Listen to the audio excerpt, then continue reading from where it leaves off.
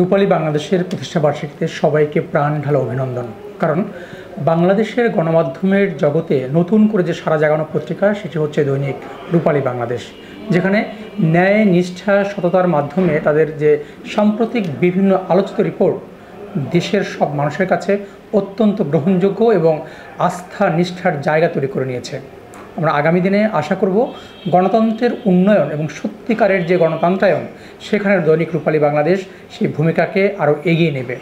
দেশের যে কোনো ক্রান্তিকালকে কাটিয়ে সবার প্রত্যাশিত একটি শুভক্ষণের জায়গা তৈরি করে দিবে। গণমাধ্যম হিসেবে যে দায়িত্ব সেটি পালন করে যাচ্ছে অনবরত, সেই ধারা আরও অব্যাহত থাকুক, এমন শুভকামনা জানাচ্ছি আজকের এই প্রতিষ্ঠাবার্ষিকীতে।